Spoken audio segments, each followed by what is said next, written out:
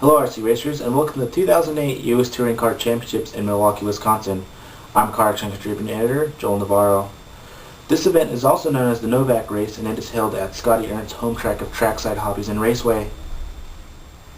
Scotty is also the organizer behind the Reedy Race of Champions in the IIC race in Las Vegas. I had a chance to ask Scotty how this weekend's race started, and also why he chose this year's race to be the first ever in the world to be all brushless motors only. This is what Scotty had to say. Back in the early days when touring cars first became popular and started really evolving in our industry, back in the early days of Tamiya, T01s, T02s and stuff like that, at our track we had a lot of people getting into touring cars, so I felt it was time to get a race going for touring cars.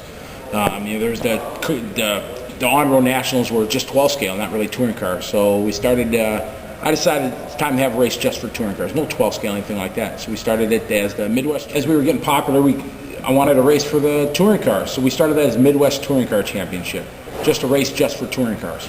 After the first year, Mike Reedy, Dave Junn at Tamiya started showing some interest. Mike Reedy sent Billy Easton and Mark Pavitas. Tamiya sent Dave Junn out, and it became a little popular. It wasn't just a Midwest; it was more of a national race. And Novak kind of got on board the first couple years and started helping us out with a lot of door prizes. And Novak just sent a satchel of stuff to us to give to the racers. Not prizes, just raffle to give to everybody. And that kind of evolved over the first couple of years where they just sent a lot of stuff, and everybody's like, oh, we're going to do it the Novak race, things like that. So then after about the third or fourth year, I contacted Novak, and we started talking about the race a little bit more and seeing if they really wanted to be interested in making it their signature event. And we made this their signature event. They started getting some interest in it, and they really thought, hey, this is really cool. So it became, from the Midwest Touring Car Champ, more of a national, and it just evolved with Novak getting involved in it. It became the Novak Race.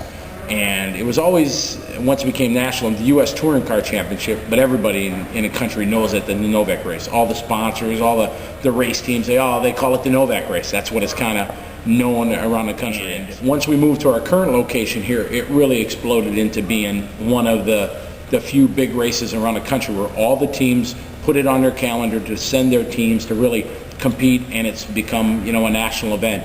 And Bob Novak for the last few years have come out with Charlie Sawanka to support their customers, and now with the evolution of brushless motors, it's really changing it, and this is the first all brushless Novak race.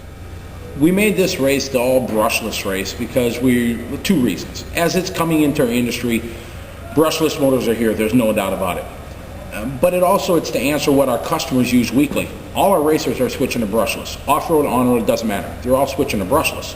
So it was just a given that this big touring car race was going to become a brushless event. So as this Novak race came around this year, it was just I don't want to say no-brainer, but all our customers are using brushless. Off-road, on-road, doesn't matter.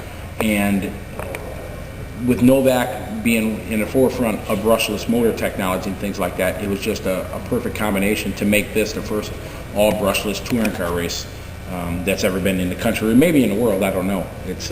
But it's really worked out well to be all brushless.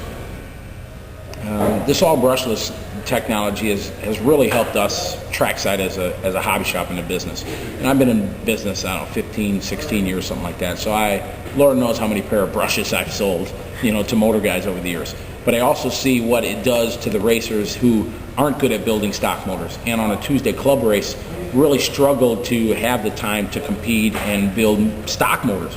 So that's one of the great things about brushless. So since brushless has came along, these guys don't have to worry about coming down on a Tuesday night where they don't have time during the week to work on their motors, and they're not going to lose a race because the guy sitting next to me, is a better motor builder than me. They put the brushless motor in their car, put it in a box after the week of racing, bring it back out next Tuesday night, and it's the same speed. They don't have to worry about it. They can build their shocks, try different chassis adjustments, stuff like that, to make themselves competitive, not have to lose a race because they're not a good motor builder.